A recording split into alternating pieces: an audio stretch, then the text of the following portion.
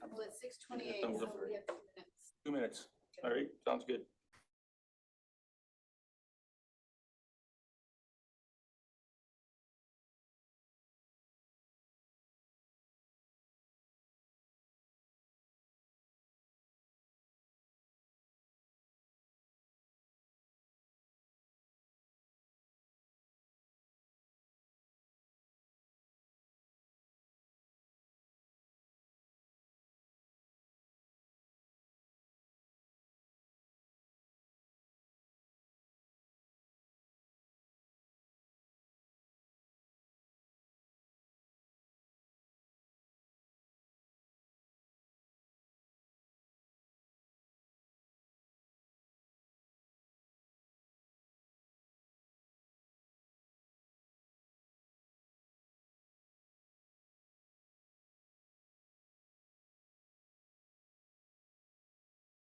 Here you go. Thank you very much. I'm Trustee Chris Sigurdsson. I'm the chair of the board of LRSD trustees, and I will turn it over first to for our land acknowledgement, Trustee Kolachuk. Thank you very much. So I've changed up the land acknowledgement from what normally read. That's part of the minutes. So to personalize it a bit and bring it back towards what we do in LRSD, which is educate, learn, and become better citizens. So the Louis Riel School Division brings together a vibrant community of learners, educators, and families united on the traditional and sacred lands of the Anishinaabe, Innunuak, and Dakota peoples. Our division is deeply rooted in the national homeland of the Red River Métis, a history we cherish and strive to honor daily. We also acknowledge that Manitoba is the ancestral land of the Anishinaabe and the Dene Nations, and we are grateful to share in the stewardship of this land. We honor the treaties made on these lands and commit to ongoing reflection and education about the past and present injustices faced by Indigenous communities. We acknowledge that reconciliation is an active process that requires listening, understanding, and genuine collaboration. In this spirit, we strive to build authentic relationships with Indigenous communities, embracing our shared responsibility to foster respect, dignity, and equity in all that we do. We also recognize the essential contributions of Shoal Lake 40 First Nation, which sustains us with the life-giving water that flows to Winnipeg and the treaty territories that provide the energy powering our everyday lives. Through our programs, curriculum, and community initiatives, we dedicate ourselves to nurture a deeper understanding of Indigenous perspectives and histories, working towards a more inclusive and respectful future for all. Thank you, Trustee Kolachuk. I would also like to welcome everyone participating in this hybrid meeting. Board meetings follow a formal structure where the work of the board is conducted in a public setting, gathers parents, students, and staff, and other community members. As chair, it is my duty to preserve order and decorum at all times. All in-person and verified virtual attendees are reminded to observe the procedural bylaws and to engage in a respectful and orderly manner. We'd like to remind everyone there's a 15-minute public question period at the end of the meeting when verified virtual participants and verified in-person participants can bring forward questions for clarification regarding items on today's agenda. If your questions are not related to tonight's agenda, please reach out to our division by email. Finally, please be aware that we audio record board meetings for accuracy and that a link to the live stream of the meeting will be made available on the division's website. Unless otherwise approved, other photographs, personal recordings, audio, visual, or otherwise are not permitted. We also like to talk about our, give an affirmation of our vision and mission. Our vision is for all members of our community to excel as caring, confident, capable, and resilient lifelong learners, contribute to a democratic and sustainable world. Our mission is to provide a safe, inclusive, and engaging environment where personal and collective learning are valued and each one of us reaches our full potential. So with that out of the way, I'd like to acknowledge that we have regrets today from Trustee Chapalo and Vice Chair Trustee Garrier, who was here for the initial portion but is feeling under the weather and has left us. We now go to the approval of the agenda and the minutes. The approval of the agenda for the regular board meeting December 17th, 2024, that the December 17th agenda for the regular board meeting be approved. I'll need a mover and a seconder. Trustee Walker, Trustee Kolachuk, all those in favor? Motion is carried. We do electronic voting here, so sometimes it takes a bit. Thank you. Wait for it to go through. All good? Yep. Motion is carried. Move then to the approval of the minutes of the regular board meeting of December 3rd, 2024. There were no edits or changes that were requested or required. So the minutes of the December 3rd meeting will be accepted as distributed. We move then to LRSD news. We have news from the Board of Trustees. Tonight is provided by Trustee Turner. Thank you, Trustee Sigurdsson. I just want to say that this is a great time of year to check out the winter concerts happening in our schools. I was very fortunate to attend the winter concert at Marion School, and every performance was absolutely fabulous. I do have to say, my granddaughter's kindergarten class did a lovely version of Jingle Bell Rock, and my grandson's grade 2 class did I Want a Hippopotamus for Christmas, which was very sweet. But that aside, what I really wanted to talk tonight about was Windsor Park Collegiate has been involved in community support through their Hampers initiative. Each collection day, the students and staff bring in different items for these hampers. Example, they had a campaign called Support the Cause, Support, where they gathered drinks, juice, coffee, hot chocolate mixes and stuff like that for the hampers. And another collection event was called What's Soup with You? What's up with you? Where students brought in various soup related items, and then they had Oh Hey Hygiene, where they collected hygiene products like soap, toothpaste, and shampoo. Additionally, there was a fun collection named Cavity Causers, which I'm sure you are all aware it was sweets, treats, and snacks. All of the hampers are scheduled for delivery for tomorrow. That's the news from the board. Excellent. Thank you very much. Yeah, the winter concerts are a lot of fun. So great to get out and see those, everyone. Now we have news from the senior leadership team and Assistant Superintendent Jean-Paul. So on the theme of winter concerts, Glenwood School had their winter concert. Its title of their musical was A Very Merry Holiday. And so you see some pictures up there. One of the highlights was some social media production that grade 7 and 8 students have been working on. And so throughout the concert, they featured on a large screen these productions that the 7 and 8 class had made, and that included things like students skating at the neighborhood community center as part of the show. So a big thank you to Mr. Subban and all the staff and students who worked on that phenomenal event. One of the highlights being the song Winter Wiggle by the K 2 choir, and you can only imagine how adorable the dancing that went with that song. I also want to celebrate some of the professional learning that's happening in St. George community around multi learners. And so led by grade 1-2 teacher Megan Dooley. There was some professional development involving all staff, but an opportunity to engage community during conferences in November. And so what you'll see in this picture is an example. And so in some of the spaces and places in the school, there were signage and families were invited to share the translation in their home language. And so there is all sorts of languages: Tagalog, Marathi, Hebrew, Punjabi, Danish, etc. And so I think one of the great things that they're trying to promote is that risk taking and speaking a language that may not be your own. So I'm going to try a few for you now. So we've got the office here. And so in Tagalog, Opisina. And then in Marathi, it is Karyale.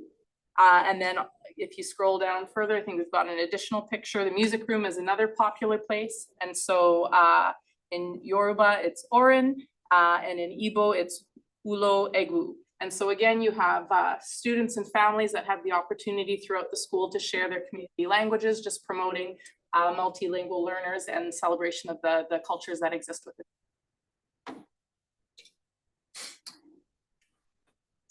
Okay. Thank you very much. Lots of fun going on. So now we move to section 4.1. That is our delegation that's here today, the Educators for Climate Action. Hi, thanks for having us here today. We represent 5 different environmental student clubs in the Normal Division, and I find it really fitting that we're meeting at the darkest time of the year. It is a strangely hopeful time because it's also the cusp of when light returns in strength. And I think it's very symbolic. It's a perfect metaphor for the range of emotions that students are feeling around climate change. Today, we're going to hopefully start a conversation about this, and we're going to hold some space for students to share about those emotions. You're going to hear from them about their worries, their anxieties, the darkness that is casting a long shadow over their imagined futures. And you'll also hear about the light, about their hopes and about their dreams, about their solutions, and maybe even some challenges to the adult decision makers in their lives. You'll also hear from educators for climate action, a group of passionate teachers who are advocating for urgent climate change in Manitoba schools.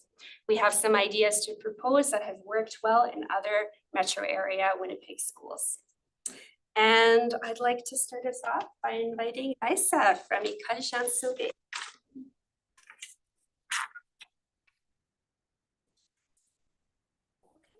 Well, good evening. My name is Raisa Hawk and I'm from Collège Jean Sauvé. I'd like to thank you for the opportunity today to share our dream and our vision. Climate change is a part of reality and we need to make important decisions. It's actually over there, yeah. Oh, you just point to the corner, yeah. There? Yeah, okay, perfect, got it, sorry. Yeah, okay. Okay, so could you change that? Sure, perfect. So the climate crisis is no longer in the distant future. It's right at our doorstep. Wildfires, floods, heat waves, all instilling fear and anxiety. Can you change that? Students in our division have voiced their concerns. Is it even worth it to continue with our studies, with our passions, having dreams of raising a future family when we as individuals don't have a promising future? Taking an Indigenous perspective into account, we are focusing on the pleasure of the present rather than the lifestyle of future generations. My future generations may never know how it feels to live in a safe and stable world. We should not sugarcoat things. Change that.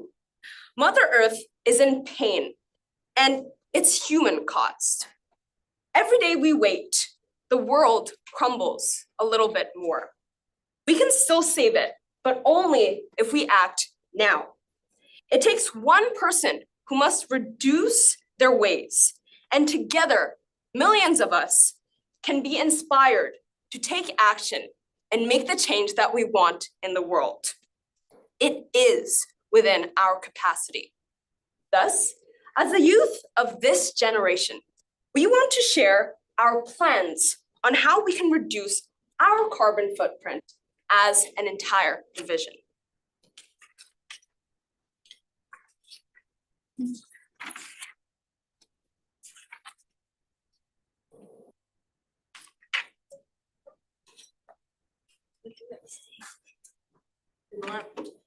We want The next slide, please. we want the school division to think green when supplying and fixing school heating and energy sources. Some ideas could be heat pumps, geothermal, solar panels, and wind turbines.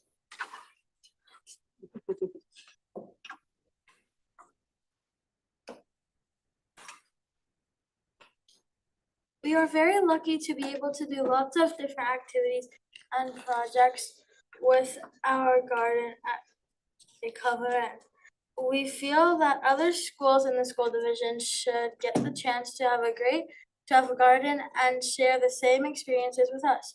We also feel that other schools should have access to trees, plants, grass, and forest areas in their playground to offer shade, play spaces, and habitats for insects and birds.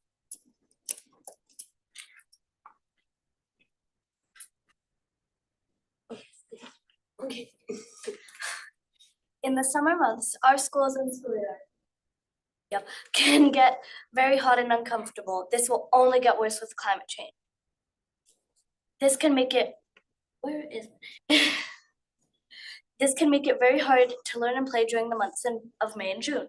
To help, we would like to see green cooling devices such as planting trees, outdoor sails, geothermal, air conditioning run by heat pumps, solar panels, green roofs for schools to help keep us cool.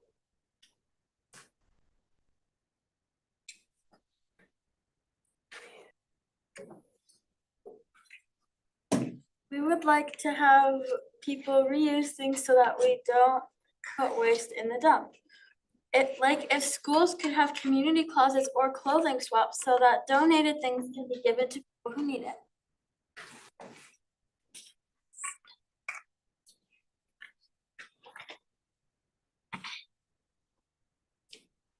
Encouraging active transportation, bike bus, walking school bus, best programs, safe speeds around schools. It is the exact same thing as a bus, but with tons of bikes. Kids wait with their parents at a stop. Then a group of cyclists picks them up. The walking school bus is just like bike bus, except walking and slower. It's nice because it's physical activity and good for the earth, but it's also nice because if kids don't normally take a bus, they can still visit with friends as they ride side by side. Also, drive slowly around school so that kids feel safe and protected. Each school should have a place to keep bikes safe.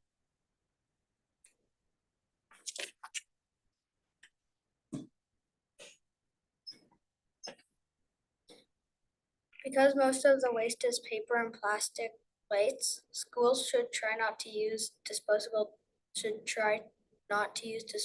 dishes and wash dishes in a dishwasher to prevent waste when we eat food at school.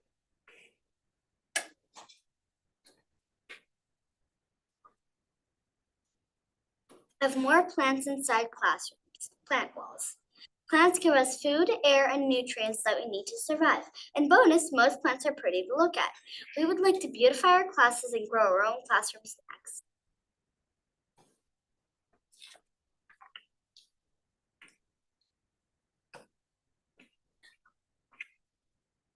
Every school should try to teach more about the environment in classrooms so that more people will care about the environment and understand that the environment needs our help because we're taking over.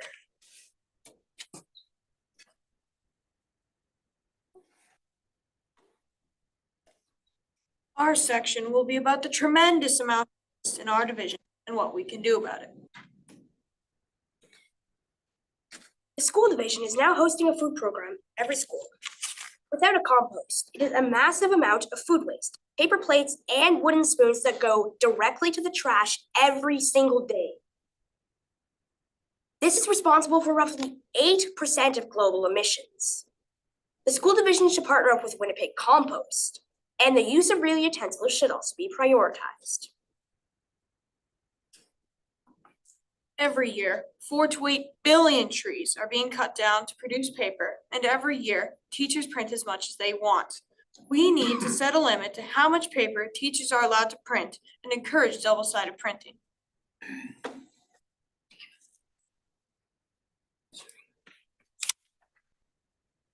Also in our division, we have replaced the reusable ice packs by Ziploc bags with ice cubes in them. Once a student is done using the Ziploc, it is being thrown out with the melted ice sealed inside.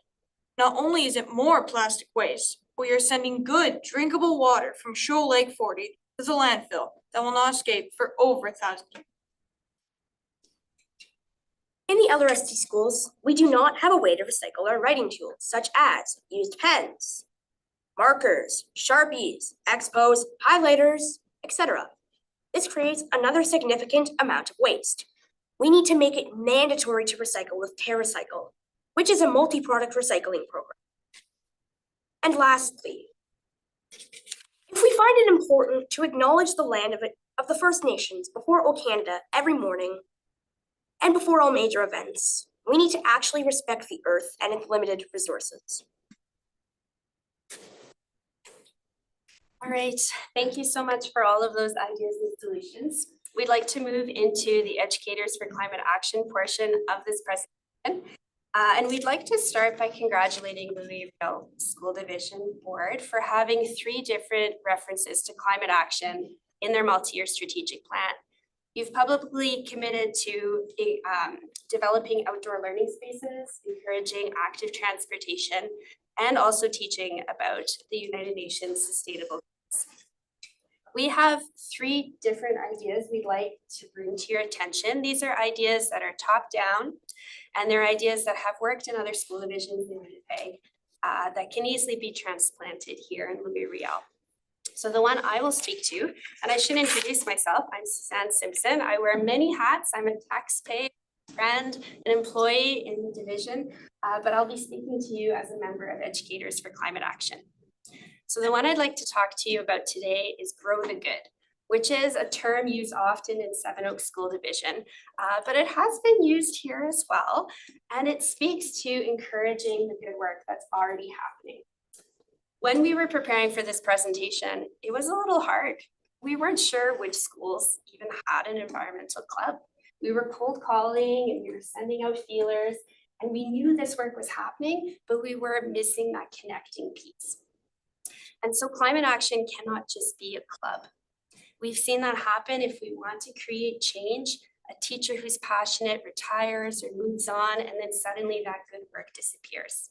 We need something from a divisional level, whether climate action gets added to someone's portfolio or whether there is a specific position created, but somehow from the divisional level, a way to bring people together, to encourage those good ideas that are already naturally occurring, to have dialogue between teachers so that they don't have to reinvent the wheel, and to grow the good and increase that momentum. We had a similar experience. I'm going to put you on the spot a bit, Darcy, with your work with the GSA groups, having teachers come together 3 times a year. I thought that was tremendously successful. It also existed in the past through the work by Harry Bell, Connecting the Dots. I understand this was before my time, but it was a similar idea of bringing people together and working on the good that's already there, but just encouraging it. I would also point out too that joining a large school-wide organization like UNESCO, EcoSchools, or Learning for Sustainable Futures is another great way to make sure that this work is not reliant on one person's passion. I'd like to introduce Heather Upton to speak to our next recommendation. Thank you, Suzanne. Hello, everyone. It's a pleasure to be here tonight, and I want to start off by thanking all the students here. You were such an inspiration. So I'm an educator for climate action. I'm part of that group, but I also wear many hats. So I'm a graduate of Louisville School Division, so warm place in my heart, and I have 2 students that attend your schools as well. I work currently at Seven Oaks School Division, and my role in that division is Climate Action Divisional Teacher Team Leader. So it's a full-time job for me where I support climate action across 28 K-12 schools.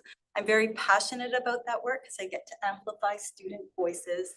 And there are some real concerns, but I always approach this actually not through a top-down approach. I'm very democratic in my approach. So I'm glad that you value that as well. On the slide here, it says, don't panic, have a plan. So under the excellent leadership of my superintendent, Tony Kreml, and the excellent school board at Seven Oaks School Division, they've engaged me this year to start developing a climate action plan. And I knew this would be tremendous work. So we started by forming a climate action collaborative learning team with 30 passionate individuals, which include superintendents, trustees, divisional principals, administrators, learning support teachers, teachers and students. It's quite the crew. And we met for a full day of visioning and talking about the work that needs to be done. And we started with these simple questions. We thought about a kindergarten student starting in our schools next year in 2025. And we said to ourselves, like, what can we do by the year 2030 when the same child is in grade 5? And then we looked at the literature, we looked at the IPCC report, and we knew that we had to draw down greenhouse gases by 43% by the year 2030 to avoid 1.5 degrees Celsius of warming. And so in this work, you know, what you'll find is that hopeful action matters, like hope really matters. And there's a misconception. So in my many hats, and I won't talk too long, I'm also a SSHRC doctoral fellow, and I study specifically climate change education and more specifically transformational learning, Because I know that climate change education isn't just about cause and effect. That's a little piece of the puzzle. But really what we want to do is engage kids in democracy as engaged citizens to lean into the work that needs to be done. And this is very much in line with Mama Tuisiwin and the global competencies. And so, you know, if you ever want help on a journey, if you're thinking about a climate action plan, I'm always happy to help grow the good. So I'll leave you my contact information if you think. Thank you. Should also mention in our slide, there's the contact information for educators for climate action as well. I'd like to invite Jennifer Enbrick to speak to our last recommendation. So I'm Jennifer Engbrecht. I've been in this division for, I thought 30 years, but recently someone said that's not possible. But it's close. It is close.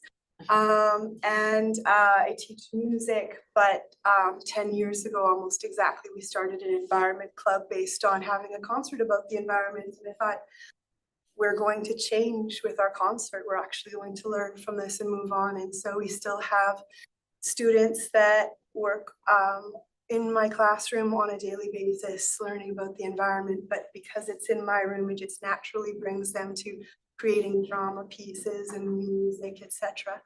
And then in my classroom as well, we also have people who create music, learn about many different things, but one of them definitely is about nature and the environment. So my questions are, what land can we rewild? How can we offer each student equitable access to nature so that, again, it's not a club, it's everyone having that throughout their schools and it being woven into the school, as the idea was of Harry Bell's with his citizenship committees that were throughout the school division. And how do we make sure that Indigenous perspectives are being used throughout the school division in every classroom?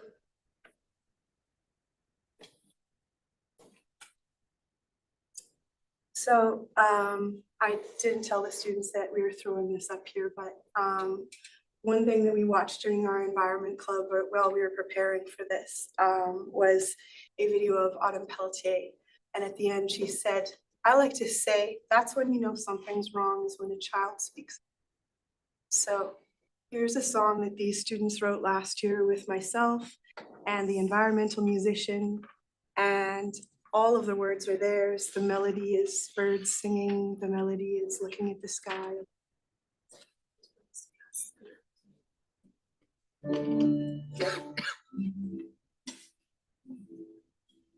I'm a part of nature. I wanna make a better world.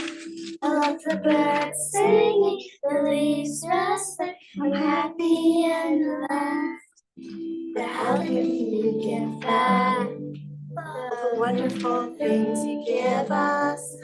We can plant more trees, recycle and compost. Leave nature in peace. Use active transportation. I'm a part of nature. I wanna make a better world.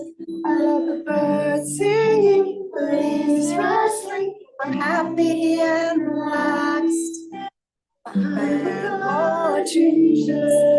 We'll recycle and compost. Move the nature in peace. Rustling, active transportations. Plant more trees. Recycle and compost.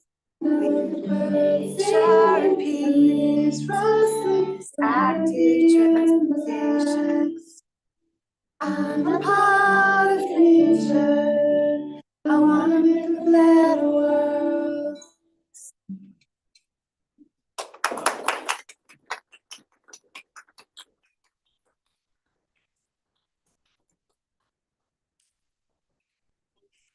Well, thank you. That was very impressive, I must say.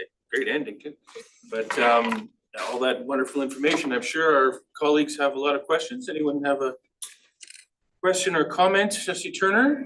The idea of recycling the pens and the markers, it's such a simple thing. Why haven't we thought of that before? Like, thank you. Thank you for bringing so many of these little steps that can, to our attention, that can actually make it. Thank you. Walker. Just want to thank you so much for coming out tonight. I know how hard it is to speak in front of a group of people. So it took a lot of courage for you to come out there and do that. So thank you very much, and to all the adults for helping. I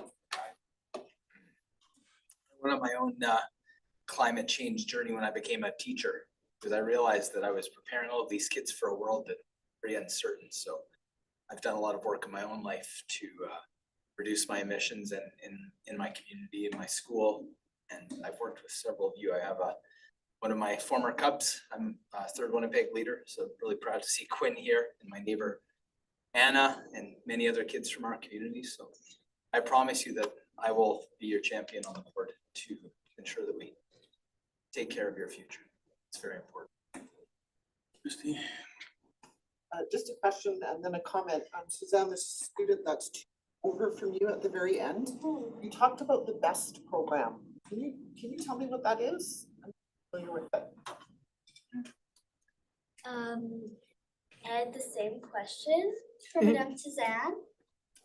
And I can't remember the answer that you gave me. Okay. It's when the students are equipped with skills on how to learn how to ride a bike. Usually it happens in middle year school. Okay. And I can't remember where it started, but it's in 3 of the different school divisions now in Winnipeg. Yeah, to quite a lot of success. Ian knows. So then my comment to the group of you is, first of all, thank you. Because you're dealing with and having conversations about things that you didn't cause, we did, right? The folks, your parents and, well, not even your grandparents, but choices that people made that came before you that are now really, really big and sometimes scary questions that you're having to talk about. And what I really appreciated in the message that you brought, along with the asks and the challenges, is that you have hope. And I think that's the biggest piece, is that it's easy to get overwhelmed. It's a lot of big feelings when you start talking about these things. But you're a group of very connected and like-minded young people who are going to do amazing things. And I would like you to come back at some point, maybe in a few years, and let's chat. And you should continue to challenge the adults in your lives, especially the ones that have and are in a position to affect change, and hold our feet to the fire and tell us what we need to do better. And you've done that tonight. So good on you, because it's not easy to do, and you should be extremely proud of yourselves, as should your peers who aren't here. But I appreciate everything that you said, so thank you. Mr. Palmquist? It's kind of directed at any one of the young people today, wondering what kind of research you did for this presentation, or where you were looking, and where do you like to get information from when you're learning about how to protect the environment and the earth?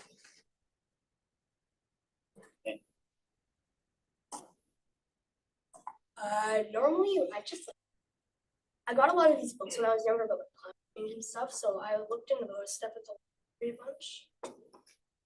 I mean, I got a bit of the information online when I was reading some news stuff, but.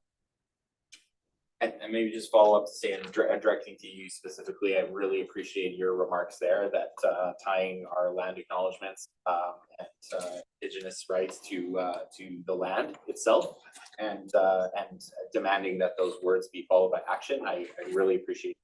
Thank you. Well said. Further questions? Superintendent would like to. Yeah, on behalf of the senior leadership team and myself, I'm part of that team, and they're around the table. We support our trustees in their governance responsibilities. I'm confident in speaking on behalf of all of us that you've highlighted the urgent need to take climate action in our schools. You've pointed us to very concrete actions that are already happening in public schools in Winnipeg and Manitoba, in our own school division, and how we together can enhance all of that good work and how urgent it is. So I look forward to more conversation, work together on all of this. Thank you. Thank you. And I'd like to thank you as well for taking the time to come and talk to us. It's very much appreciated.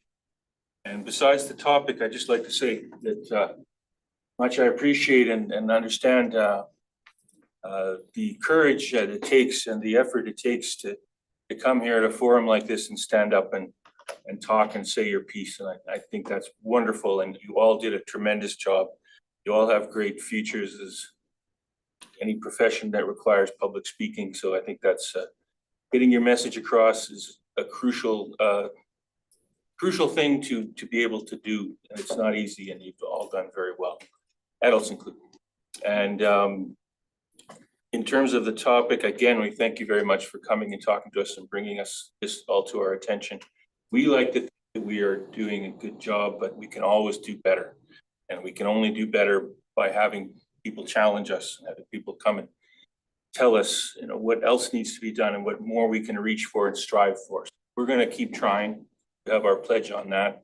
And like Trustee Nemeth says, we have you come back in a few years and see what we've done, and push us to do even a little bit more. So thanks a lot for coming out, and enjoy the rest of your evening.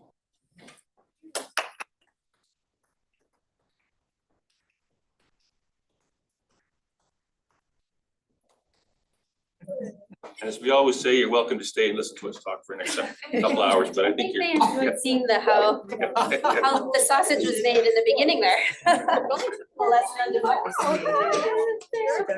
We're gonna take a short adjournment to reconfigure here. Wow. Ouch. I like the setup.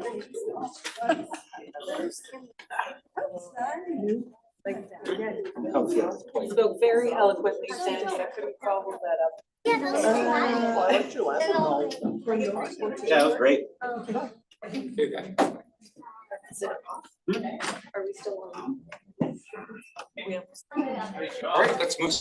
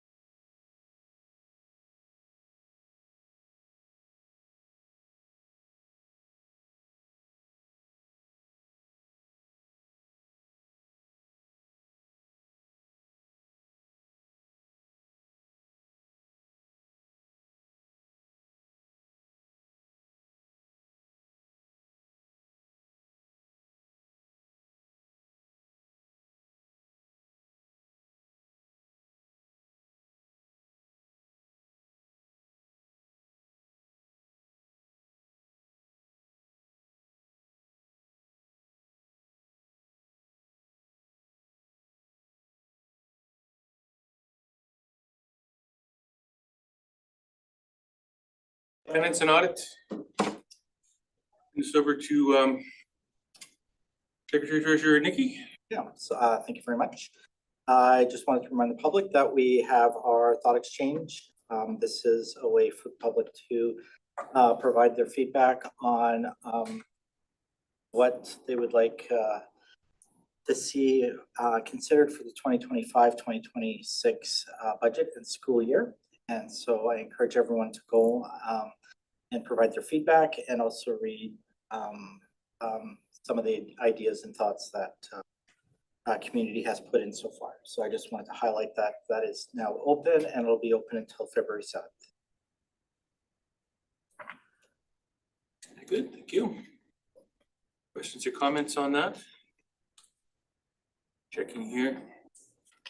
So that's through all of these venues that we have available? Correct, yeah, MailChimp, social media, we have Spotlight Story on our website, and we've sent direct emails through the Learning Circle and Parent. Great, questions or comments? Anyone who's listening, we encourage you to send us your thoughts on the upcoming budget while we make our decision, before we make our decisions. Then we move to section 6 as chair information to the board. We're looking at a progress review. We talk regularly with the superintendent, and his evaluation is based on conversations, partly on conversations that we have regarding our multi-year strategic plan and its goals, and where we are at on those goals. So I will turn it over to our superintendent to give us a preview or review of what's in there. Yes, I'd like to ask Secretary Treasurer Rudnicki to open a link that the trustees have in the agenda. And so we are building out the multi-year strategic plan annual report that will be complete by Friday of this week.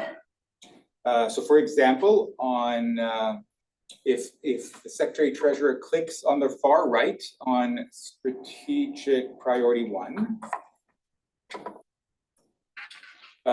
we have an example of what will be made public. If he clicks 1.4 Indigenous languages, we see an example of what will be built out for all 25 strategic actions between now and Friday. Essentially, we're answering. So if you can click on Indigenous language, There's no link.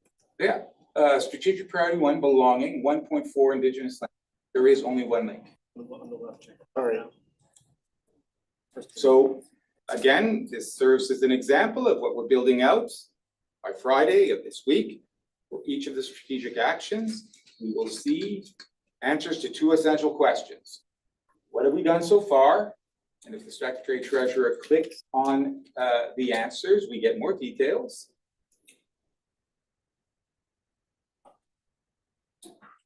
And another essential question is, where do we plan to be by 27? And again, details related to some answers.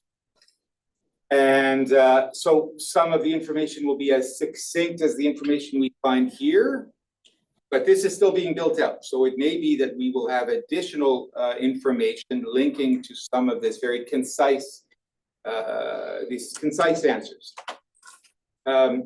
Why don't we go to strategic priority 2? And here, let's choose universal early screening and monitoring in building out. So another one of our strategic actions. What have we done so far? Under reading, the Secretary Treasurer can click and show more answers to the question, including a 19-page literacy screening and progress monitoring in LRSD guidebook, if you will, that explains how it all works in our schools. And so, cognizant of time, I'm going to end my report here and look forward to our ongoing conversations about my evaluation and how my work is guided by our multi-year strategic plan And a way of describing my work is, well, not unlike the choir director we had the pleasure of observing this evening. So the work of bringing a multi-year strategic plan to fruition requires many voices. And my work as a superintendent, as a CEO, is to help orchestrate all of those many voices that make up the LRSD community and bringing the multi-year strategic plan to life. Thank you. Just, can we check and see if we're streaming online? We are. Yeah. There's a delay, just about a. Delay, okay. Be a bit of- Very good. But it says that we are, right here in my top hand corner here, we are streaming live to you. Good. Thanks. So any questions or comments on what we heard from superintendent? I think the important part is that this is ongoing and that this information in particular will be made public on Friday. Right. And we'll all have an opportunity to delve deep into all of these things. So thank you very much for providing us with that information. Moving then, the next item is 6.2, it's Parent Advisory Council contacts for 2024, 2025. There should be a contact list that has been shared or will be shared shortly. Shared today for the chairs and members of the different organization committees. We obviously encourage all of trustees to meet with as much as possible and to engage with our parent communities.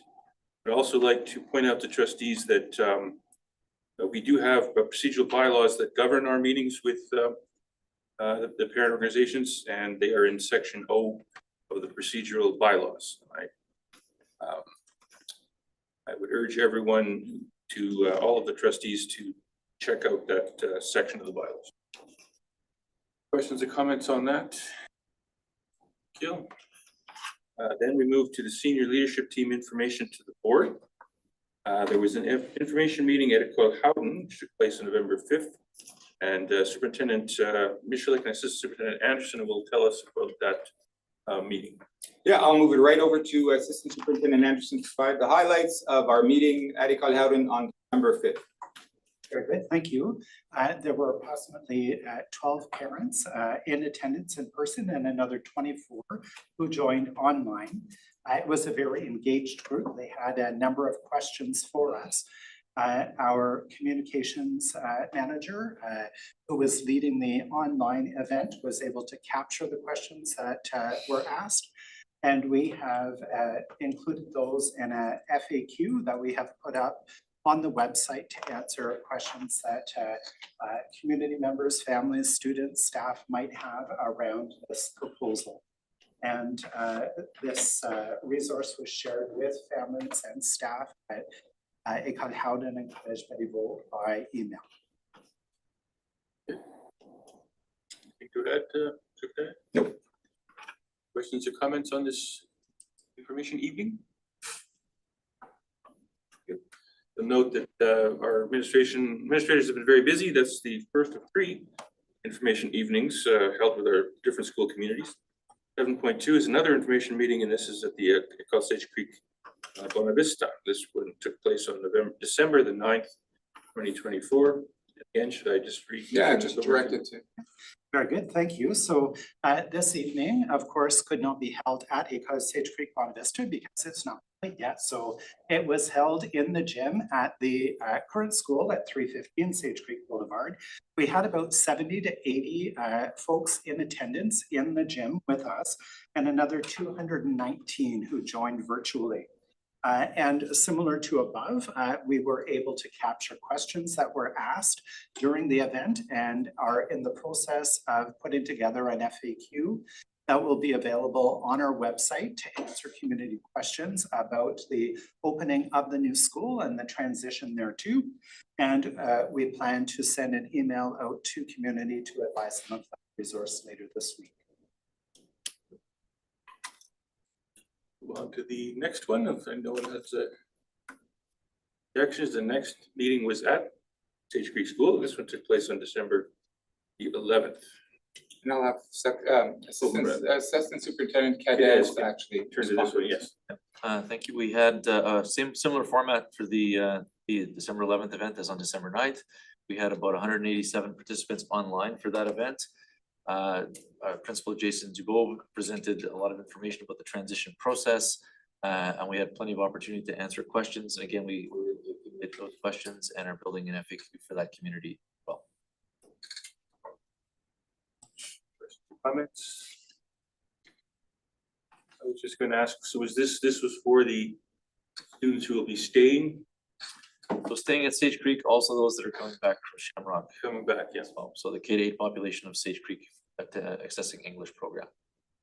And what would be your assessment of the mood or the people who were? It was all online, so we didn't get a chance to really interact with the folks. They did submit questions. That was an evening of bad weather, if I recall. Correct. It was very cold, so we decided to go completely online for that one. But we did get several questions, and we were able to answer all the questions that did come in that evening. Very good.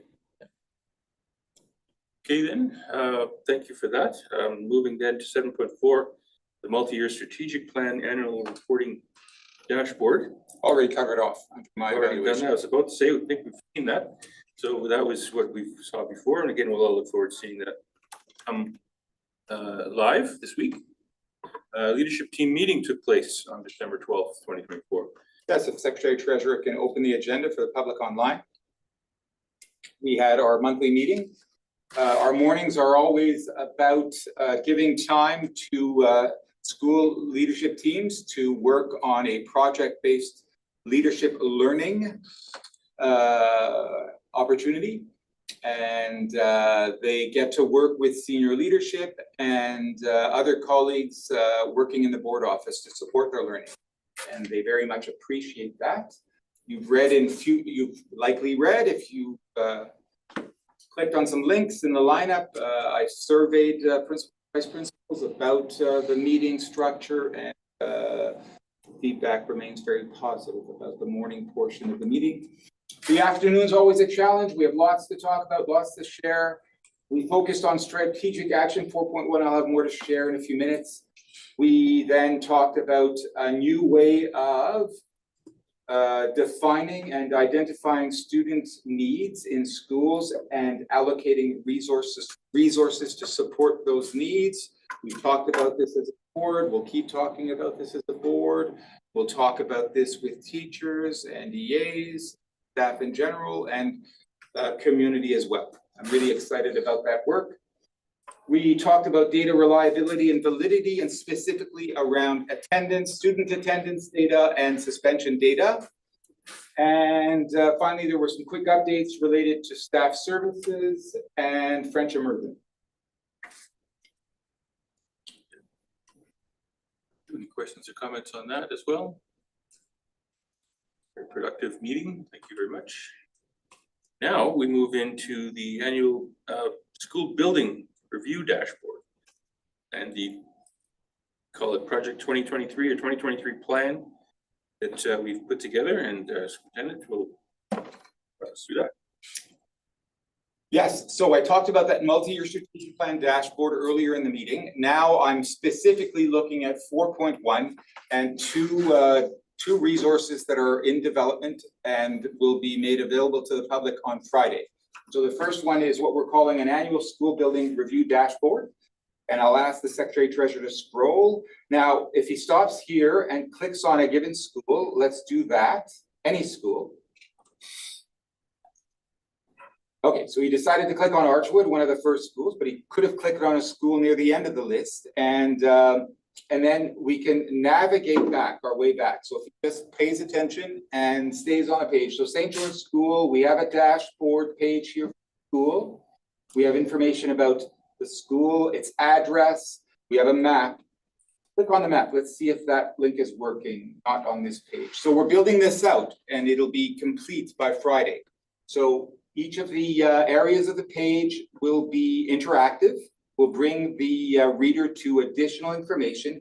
But for all the schools, we'll have capacity information, enrollment information, the utilization, the percentage of the school that's being used up by students and staff, accessibility needs that are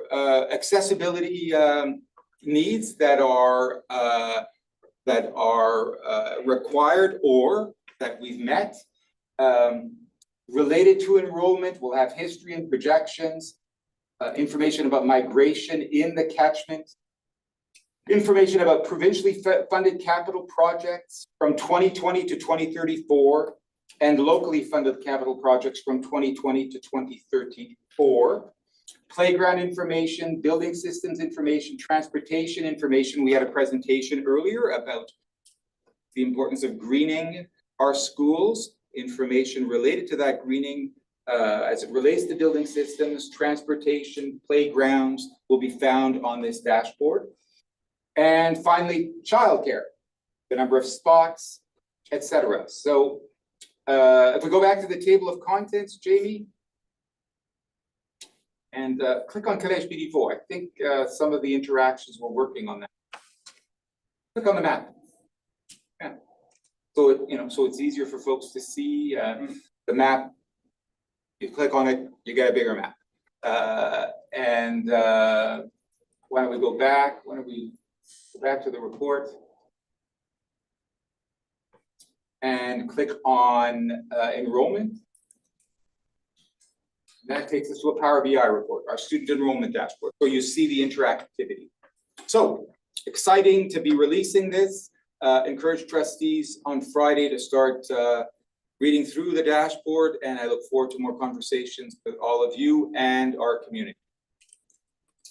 Tremendous. Now, connected to this is, like you said, the plan for 2034. So we have another document that's being shared on the MYSP update, and it is called LRSD 2034. And what this is taking the annual submission that for as long as I've been in a board office, I'm aware of. So every year, since 2005, I've witnessed us send in a bunch of spreadsheets to the province that are related to a 5-year capital plan. And for the first time in history, I've decided we're going to put it in a publicly accessible form. And we're going to go beyond 5 years because we're always thinking beyond 5 years. We're thinking 10 years out. And so we have a LRSD 2034 plan here. It's again meant for the public, the general public, so it's not too dense. It's 17 pages long. And if you could scroll through the pages slowly. So the plan touches on school additions, renovations, universal access projects, systems replacement projects, new elementary schools, new high schools that we see in the future for LRSD. Okay? And these are all categories that the province, the Manitoba government have already established. They're not of our own making, they are of the province's making. And so if we scroll through the document, and we might add a tables of content to this document as well, but it will be final by Friday. We have first additions by order of priority that we've identified to the province with an explanation as to why the need for an addition. So our number one priority is an addition to J.H. Brunswick. It's the first thing on the page. We then move on. Additions in order of priority. Windsor Park Collegiate, moving to 296 Spears Road, and is our other order of priority. Next. Collège Béliveau moving to 1015 Cottonwood, our next addition in order of priority. Next, renovations by order of priority. The Lurel Arts and Technology Center culinary and aesthetics facilities. École Provencher, a building envelope, windows, ventilation, and accessibility improvement. École Marianne Gabory, entrance addition and renovations. Windsor School, building envelope and windows. Glenlawn Collegiate, renovation of graphics lab. Next. New schools by order of priority. Our number one priority when it comes to new schools is École Varenne, actually replacing an old school in an old neighborhood with a new school, something that hasn't been done in the city of Winnipeg since 1999. And so you have, again, very concise, easy to read rationale for that project. And this will also link to additional resources and information for the curious. Next page. The next new school in order of priority will be a new elementary school in Precinct J, and that's the precinct north of Sage Creek, and we explain the reasons why. Next. A new school in Precinct K, south of Bonavista and Royalwood, and a new high school and the reasons why. And next. A new elementary school in that same precinct south of Bonavista and Royalwood. When? We're talking about a school in 2032. And why? Next. Finally, an elementary school in Waters Urban Village in 2033 and the reasons why. And that would be a dual track school. Next. We talk about how we determine enrollment projections that are an important part of those 2 pages I've gone through, making the case for new schools. Next. Some approved additions and renos that we're still awaiting approval to proceed on. So government has approved some projects. They're tender ready, but we're still waiting on approval. Next. Some universal access projects by order of priority. And structural projects by order of priority. And finally, system replacements projects by order of priority. And there you have it.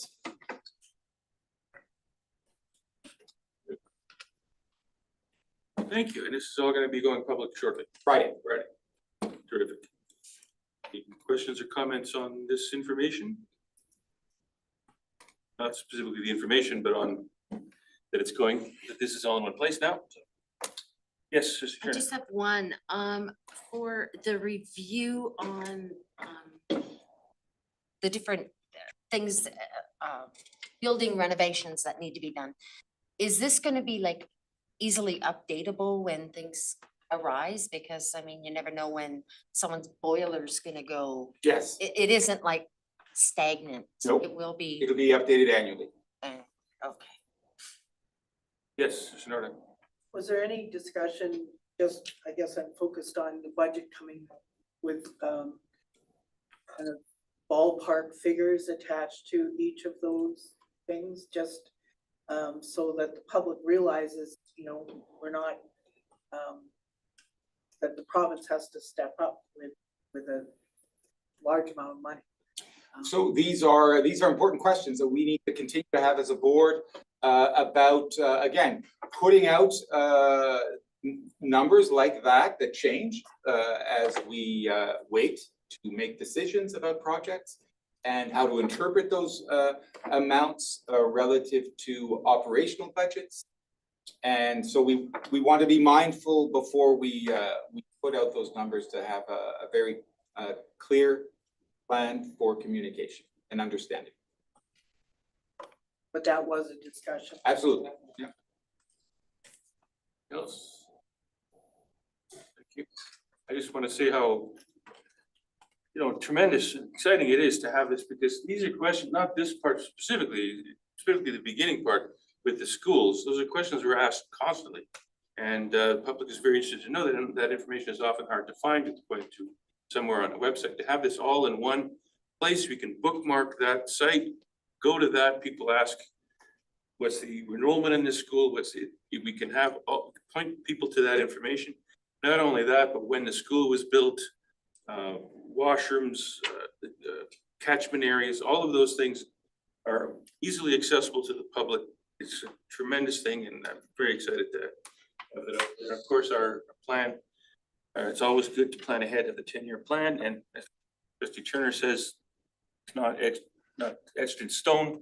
Obviously, when priorities change, things can be moved around, and we'll keep an eye on all of that. But thank the administration for all the hard work to put something like that together. It's tremendous. Very much appreciated.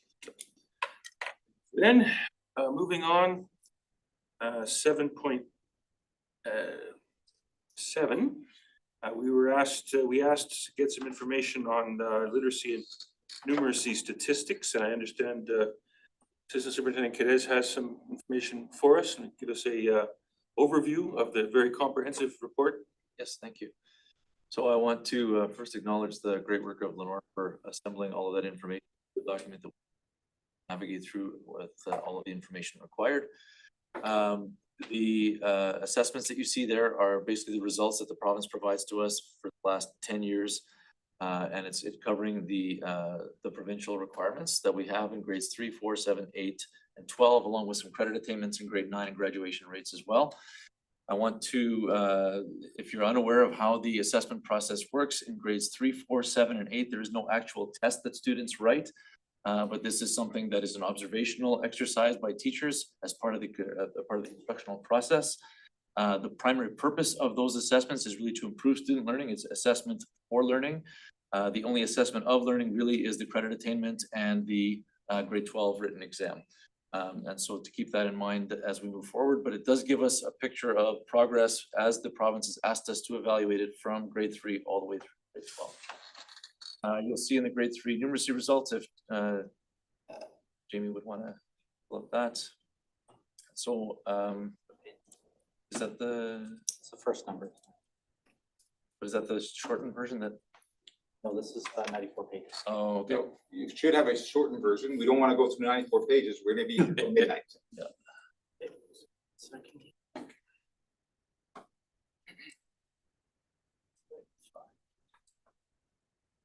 So I'll just let you know the grade 3 numeracy results. You'll see each graph is sort of a summary of the overall total for the grade and in comparison to the provincial average. And you'll see the numbers ebb and flow over years, but they're kind of in a similar range. In those numbers, what you see is teachers' assessment of the students' progress in the competency areas that are being requested by the specific test. So for numeracy, for example, you're assessing the competency of the student to begin to learn the grade 3 curriculum. They're assessing basically what the students' accomplishments are in kindergarten, grade 1 and grade 2. Are they ready to now undertake the grade 3 curriculum? And so in this one, there's 4 competencies that are measured. What you see here is the number of students that said they're meeting the expectations for the grade level in all 4 of the competencies. So it does not account for students that only had 3, 2, or less. And the teachers have a choice of 3 options. Basically, they're meeting the grade level expectations, they're approaching them, or they're not meeting them. And so each one of those is a judgment call by the teacher. For the next one, for the grade 3, 4 reading, so in grade 3 in English program schools and French immersion schools, we do English reading, and in grade 4, it's French immersion, it is French reading. Again, here are 3 competencies that are measured all together and in those same categories. We're looking now at reflecting and setting reading goals, using strategies to make sense of text and demonstrates comprehension. So there can be some subjectivity involved in that, but basically that is the answers that teachers are asked to provide on each of those tests.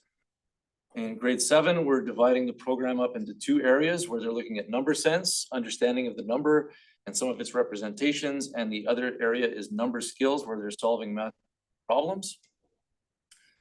And again, there's 5 competencies in total in there that are being assessed, and this is the students that had meeting expectations in all 5. For grade 8 reading comprehension, there are 3 competencies that are being looked at. And this is really focused on comprehension very directly by different strategies. So some is key, understanding key ideas in the messages and the variety of texts, interpreting different texts, and responding critically to a variety of texts. So again, all of this is through interaction with the student, observations and conversations for the most part. No specific test is assigned to the student. They're simply interacting and understanding if they feel that the student is attaining the outcome. If we go to grade 8 expository writing, that one talks about the approaches that students have demonstrated in their writing practices. And these tests in grade 7 and 8 are done mid-year, whereas the grade 3, 4 tests are done in the first few months of school, September, October typically. In the expository writing one, it says that they're writing text for a variety of audiences and purposes. And so you're looking at here, their cohesiveness of ideas, able to organize them so that the reader understands them, choosing language that is also impactful to the reader, and using proper conventions of spelling, grammar, and punctuation, and so on, and the different strategies they use to edit their work. And that's what they're observing for in grade 8. Grade 9 math attainment, credit attainment is measured because that's often considered a predictive marker for overall high school completion and post-secondary readiness. And so typically LRSD has scores that are above the provincial average in this area. And then this stems into the grade 9 ELA credit attainment as well. I believe it's the next one. Graduation rates is coming, but there's also one for ELA credit attainment. And we talk about the grade 12 testing following that. So the grade 12s are assessment of learning, and those are a written test at the end of the course or the end of the semester. They're marked locally by teachers and count for 20% of the final grade in the areas of ELA, French language arts in our immersion schools, and math. And there's a test for each stream in the math program as well. Typically, our division scores within the provincial average, and it's very, very close. And then graduation rates, we look at different ways of discussing graduation rates, be it in a 4-year term, 5-year term, or 6-year term. If Jamie, you want to scroll down to the provincial summaries from the dashboards, there we go. So we have a graduation dashboard on our public site. We have the graduation rates of LRSD. On these graphics, you're seeing LRSD in comparison to the province. We are typically between 6 to 9% above in our graduation rates in the 4-year, 5-year, and 6-year rates. So our students do graduate at a much higher rate than the provincial average. And that's a summary of all of that data. And you can find a lot more details about disaggregating the data in the report, talking by gender, talking by Indigenous, non-Indigenous student, and various other factors. So if you have any questions about it, I'd be glad to answer. Some information there for us. Thank you so much. Yes, Justin Nordheim. How often are grade level teachers getting together to take a look at exemplars and kind of test our, for lack of a better word, the consistency with which we're assessing? That would be based on a school by school basis. As a system, we don't bring teachers together to study exemplars in that way at this point. There's some of the criteria being asked is used in certain areas. It's useful for predicting student success. We have other measures that we feel are more reliable and valid. So that'd be more informative for our students.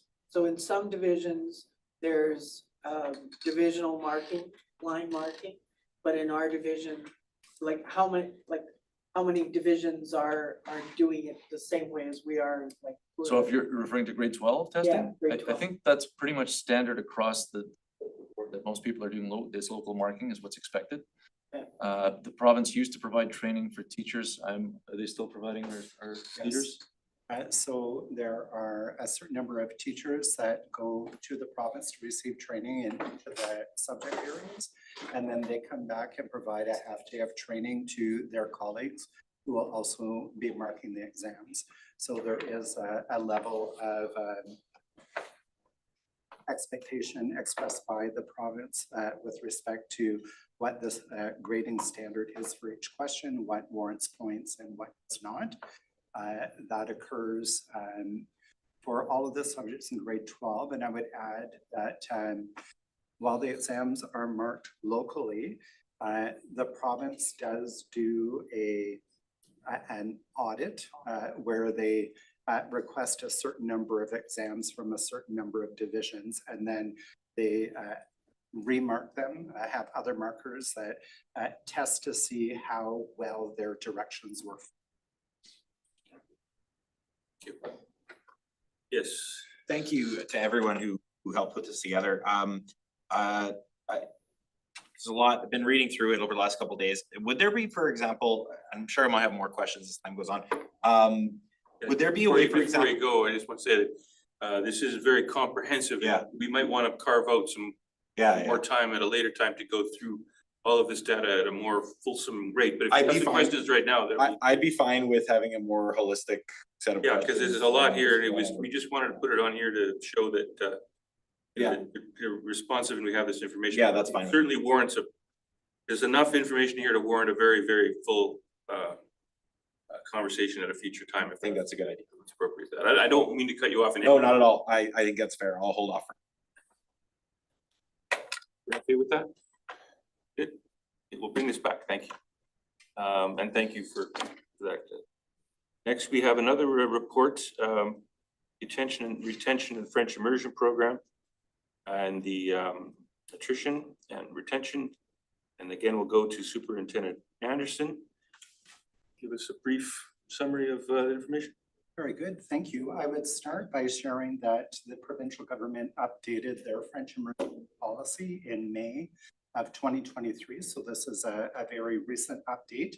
And in the document, it does identify retention of French immersion students in the program as a key indicator of success. So by asking for this report, you are effectively asking for a report on the success, the health of the French immersion program in our division.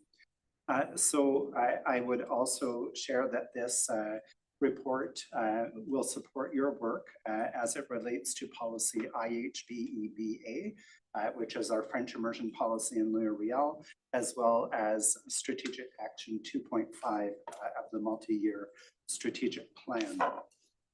In the document that Jamie is showing on the screen, I'll get him to stop on the first graph and explain to you that this graph is showing you year over year what the retention rate of students in French immersion is. And just to define what that means, the way that Marnie Wilson, Vice Principal of Data Literacy, and has done this, it's looking at the number of students in L'Oreal who are registered in French immersion on September 30th of a given year, and then looking, are they still registered in French immersion the following year on September 30th? So excluded from this calculation are students who leave the division. So if someone moves to Calgary or moves to River East, we're taking them out of the calculation altogether. Similarly, if we have students that are moving in from Ottawa or Morden, we're not counting those as in that calculation over the course of the year. So our retention rates vary from year to year. They're extremely high, as you'll see. They fluctuate between around 97 and 99%. This is a very respectable retention rate. If we can scroll down a bit farther, Jamie, to look at what does it look like year over year at each grade.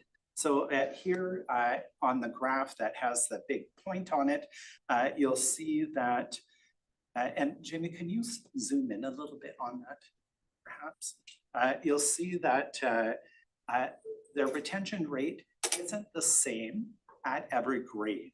So typically when in this year at 22-23 school year, 99.3% of the students that were registered in kindergarten on September 30th were there the following year in grade 1.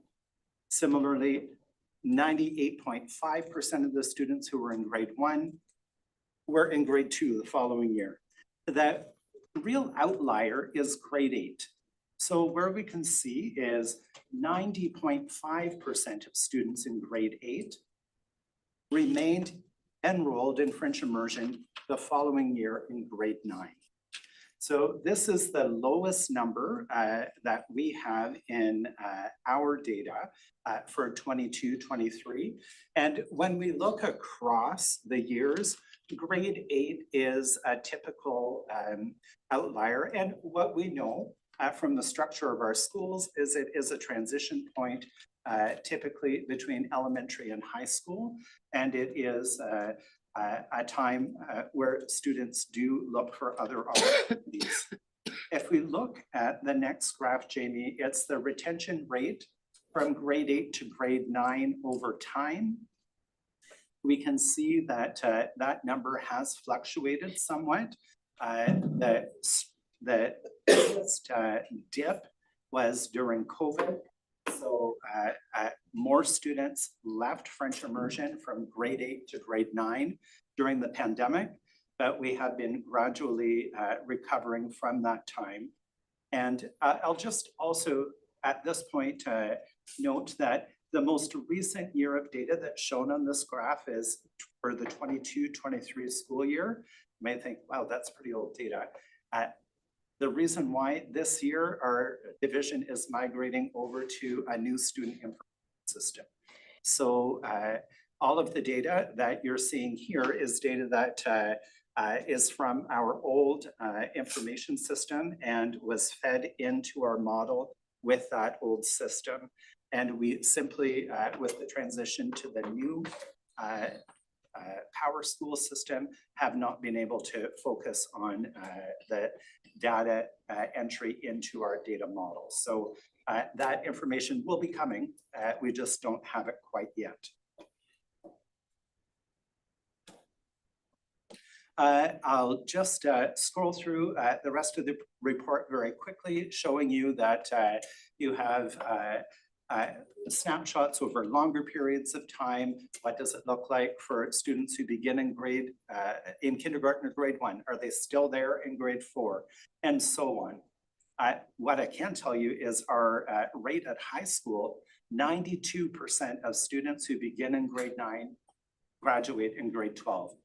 These numbers, I wish I could give you a comparison, but there is no provincial data available for me to be able to reference back to say, and the provincial number is this. Anecdotally, in conversations with staff at the Bureau de l'Éducation française, our numbers are the best retention numbers in the province.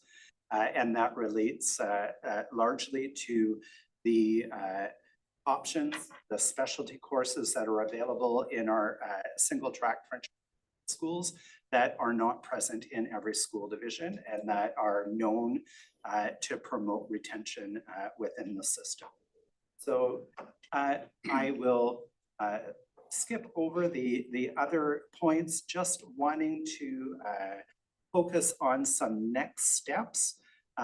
What we do want to do is look at the data when the most recent data is entered into our data model so that we can see what current trends are and if we're continuing to move in a positive direction post-COVID.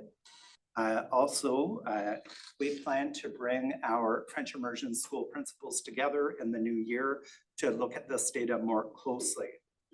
Other possibilities that we might like to do, and certainly there are examples of studies that can be found in different jurisdictions at different times, but doing focus group study, bringing together students who have left French immersion at various points and trying to understand what their motivations for leaving the program were.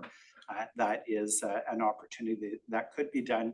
What is clear though is for a program that accounts for such a considerable percentage of learners in Manitoba, there is very little research available on retention. And we're going to continue our discussions with provincial officials and colleagues in universities to have a better understanding of that data and hopefully spur some to complete studies from a provincial viewpoint so that we have a basis for comparison. The last point that I would like to comment on is in the French immersion policy that the province updated in May 2023, one of the key actions that was encouraged is to increase access to French immersion by introducing additional entry points into the program. And this aligns with Strategic Action 2.5 of our MYSP. And I can share with you information that was shared in our evenings on December 9th and 11th in the Sage Creek community, that the new École Sage Creek Bonavista will be offering middle immersion to add a third site in our division for accessing that program, as well as a program that's new to Louis-Riel, but not in the province, and late immersion, which is a grade 6 entry point for students who, for one reason or another, were not able to or not interested in accessing immersion at kindergarten, grade 1 or grade 4 when there were typical. And I will leave it there. Tremendous, thank you very much. You have questions or comments on this, Mr. Walker? Just a observation. I was in my child's grade 5 classroom for parent conferences, and I noted that they were doing some work around English literacy. So like just, you know, helping kids that were struggling in reading. Is that something that the division is doing to help with retention?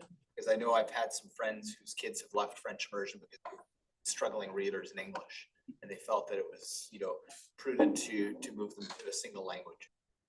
So certainly there is research about students who are struggling in both literacy and numeracy that suggests that their success rate is stronger by remaining in the French program, largely because of established support networks and comfort in the routine, being able to avoid the disruption of a change, but also because of skills of interlanguage skills that can be transferred between English and French. So effectively, students that are learning in a French immersion school are getting more exposure to language than students who are studying in just one language at a time. I would add that the early screening program that is in place in our schools now, I believe will help to keep students who are struggling in French immersion by identifying gaps in the learning earlier and addressing some of the lagging skills that they have, building their confidence, helping them to feel successful in the program so that a transfer out doesn't appear like the best option. Question again? Yeah, quick question. Awesome report. This is great data. And I was about to ask about the idea of like an exit interview. You brought that up. I was understanding that there's a variety of factors.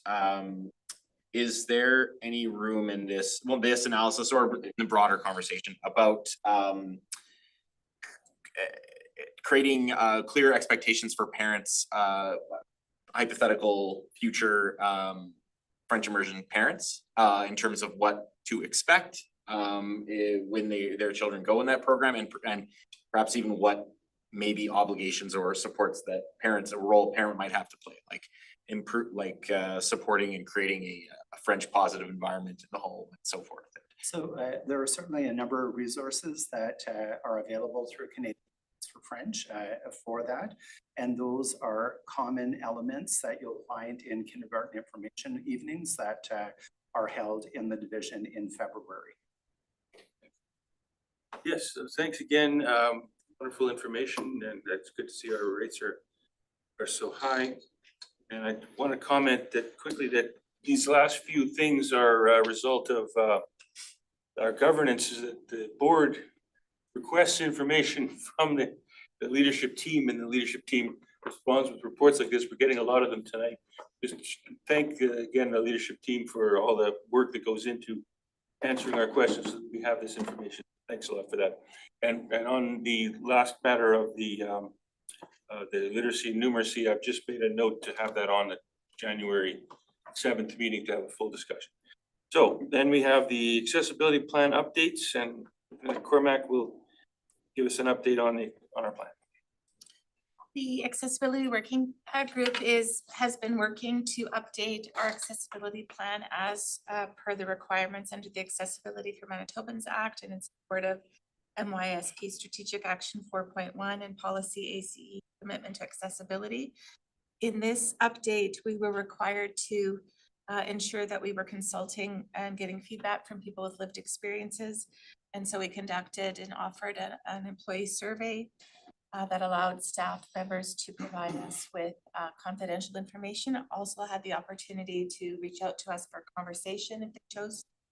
And so members of the working group had a chance to meet with individuals with lived experiences and hear their stories and better understand the barriers that they experience in the workplace. And so that's given us some really good information to move forward with as we continue to plan on how to best remove barriers. We are making changes to our working committee group in the new year to include 2 of our divisional student advisory board members, as well as 2 individuals with lived experience. And so no doubt those additions will strengthen the work of this group. The plan will be updated as per the requirement by the end of the week. And so that will be available on our public website. Thank you. Questions or comments? Good. And I should note an error I made. I suggested that trustee Garrier gave her regrets. She actually is online. So she went home from here and went online. So she has been participating in the meeting. So thank you, trustee Garrier. We move then to, we have a couple of policies that we need to look at. And again, the policy review committee, we have 3rd reading for the policy GCQF GDQD. And just Superintendent Anderson will briefly outline that. This is the 3rd time coming before us. I'm assuming so. That's correct. The board gave first reading to this policy on October 1st and second reading on November 5th.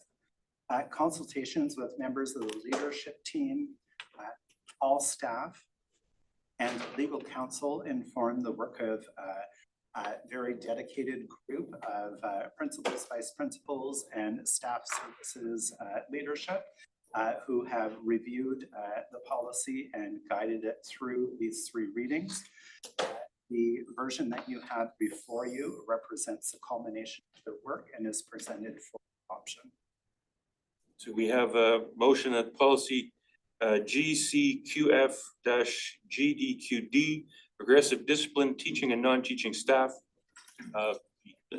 Moved by trustee Walker, seconded by trustee Turner. Questions or comments on this? If not, I'll call the question. All those in favor? Voting up. It's not. Trustee Garrier, yes. I think the motion is carried. Trustee Paulson. Yes. I was trying. Yes, thank you, trustee Garrier. Okay. Rest your voice. Okay. Rest your voice. So then we have another one. This is a ratification of amendments. I have to refresh here. It's still loading.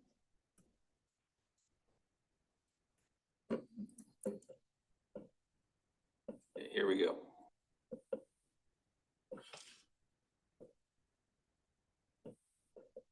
So this is a number of policies that we need to have amended. And again, Superintendent Anderson will tell us about this. Very good. By adopting the policy on progressive discipline, we're compelled to make changes to policy GCNA, which currentently contains provisions related to progressive discipline. At the same time, before you is a proposal for the policy to also separate out work related to continuous professional growth from performance evaluation, so that these topics are dealt with in separate policies. So before you, policy GCNA will deal exclusively with performance evaluation. Policy GCKC will deal exclusively with continuous professional growth. And policies ADB and ADC, which deal with drug-free and tobacco-free schools, are before you because they are connected by referencing the progressive discipline policy, which of course has now been adopted. So that is how these 4 interconnected policies have found their way onto the agenda this evening. Good, thank you for the explanation. So we have the motion that the following list of policies be amended. Policy ABD, drug-free schools workplace. Policy ADC, schools workplace free of tobacco and electronic vapor devices. Policy GCKC, staff development and continuous professional growth. Policy GCNA, performance evaluation of teaching staff. And administrative protocol evaluation of teaching. A mover and a seconder for these amendments. ComQuest, trustee Turner. Questions or comments? Call the votes. Those in favor?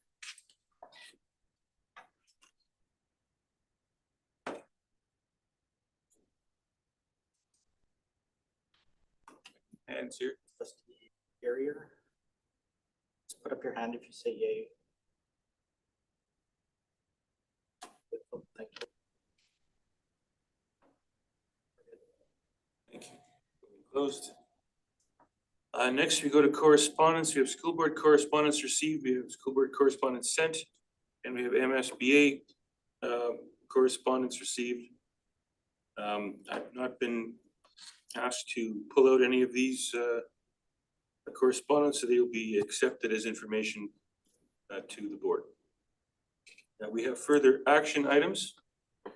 The first one is 10:01, 10:1. It's the École Howden reconfiguration. And I'll pass it over again to Superintendent Michelet. Well, the motion we're going to read off really does spell out in great detail the reconfiguration at École Howden.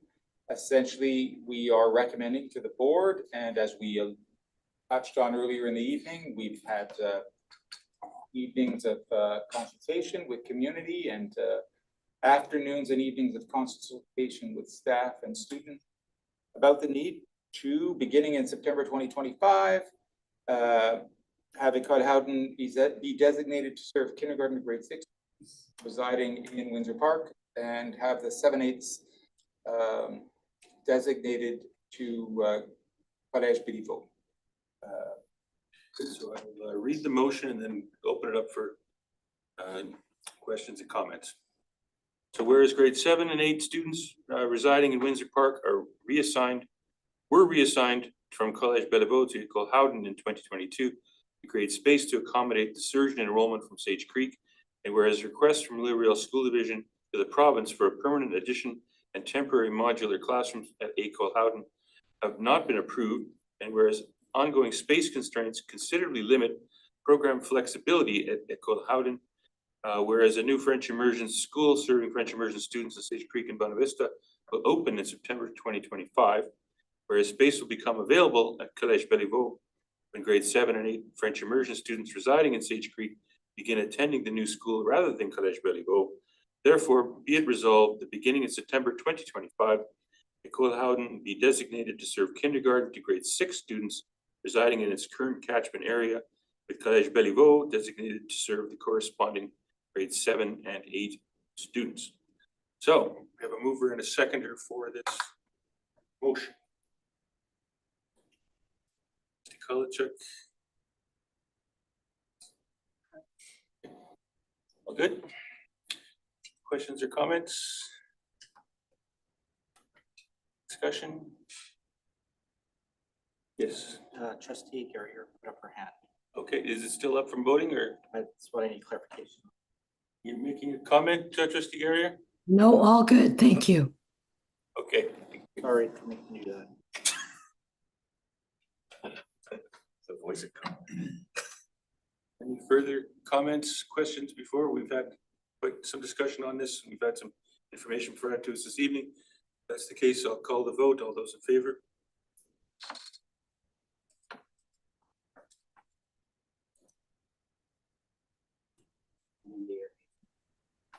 Trustee Gary, yes. Thank you. That motion is carried. Thank you very much, everyone.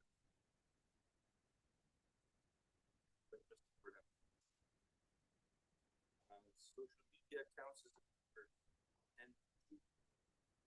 this is a motion that the board is proposing. The board approve the move of the Louisville School Division social media account X to Blue Sky Social, effective immediately. A situation where most of our school communities have already from this platform to other platforms. Blue Sky is a platform that is new, growing, friendly.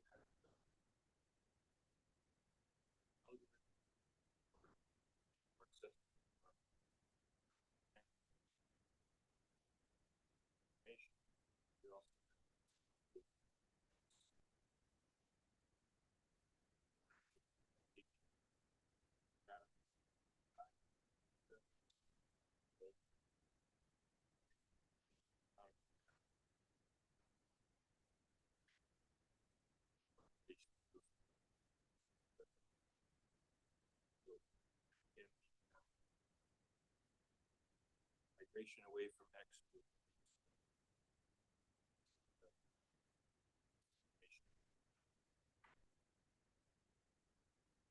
lack of content control.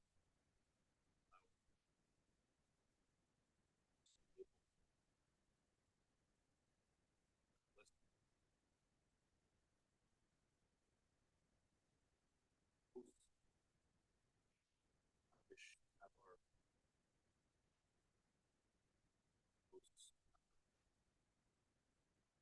All of them make a motion for approve. Blueberry School Division Social Media Account. We are prepared.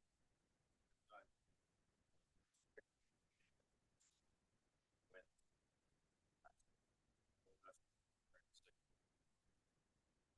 offer.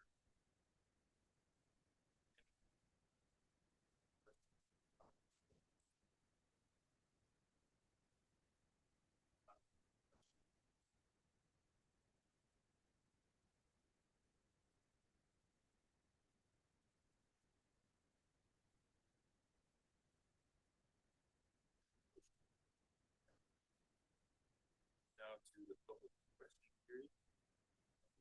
Folks who are one person in person. Questions, comments for us today? Yeah, anyone online? I believe we have a few folks who are registered. Hands up or chime in about anything that's on today. Nothing?